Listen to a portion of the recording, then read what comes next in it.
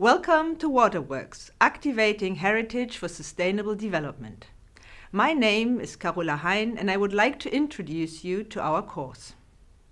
To start with, we will dip our toes in the water. We will explore physical and cultural dimensions of water as a system, an interconnected network. We will examine water, still and flowing, drinkable and dirty, for agriculture and for shipping, for humans and non-humans. We will study the changes in water systems over time and the ways in which water is part of our everyday culture, often without us realizing it. We will navigate water, its spaces, institutions, and cultures in the past, present, and future. We will explore the value and potential of historical water practices for sustainable development and examine the role of heritage as a resource for solving water problems of the present and the future.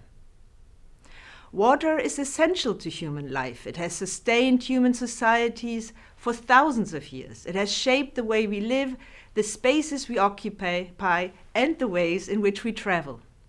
Water shapes spaces, societies, and cultures at multiple scales. Through its abundance or absence, it can nurture or destroy communities. Water is part of many religious rites and spiritual practices. Think of the Ganges River, where believers bathe in the river to wash away their sins. Think of water basins for purification in front of Japanese shrines. Celebrations for opening new construction, such as the rebuilding of a riverbed, as well as basins with holy water at the entrance of Catholic churches. As humans, we have built a lot of culture around water, and we celebrate water in songs and poems, in films and literature. Many songs connect life stories to water, river, and seas. The slide shows just some examples, and I'm sure there are many more in English and in other languages. Paintings of waves, rivers, oceans, or rain clouds provide yet another glimpse of the multifaceted presence of water in our environment and the multitude of artistic expressions that water has generated.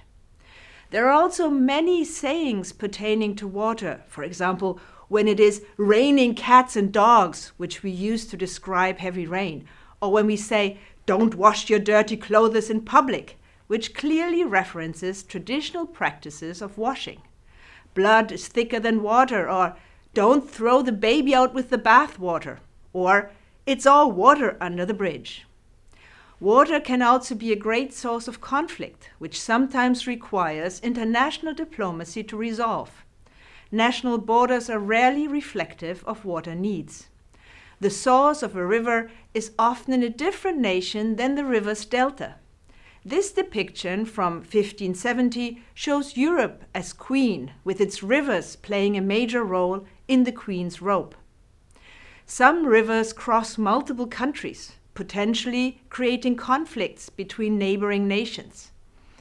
Consider recent discussions of the Grand Ethiopian Renaissance Dam on the Blue Nile, designed to produce energy for Ethiopia and neighboring countries, which heavily impacts the water ecosystem in Egypt, for example in Luxor.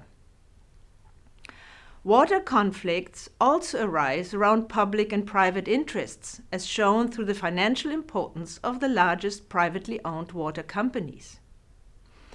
Solving these conflicts requires novel approaches. A student at Delft University of Technology, for example, proposed the modern water temple as a way to address the conflict between Israel and Palestine.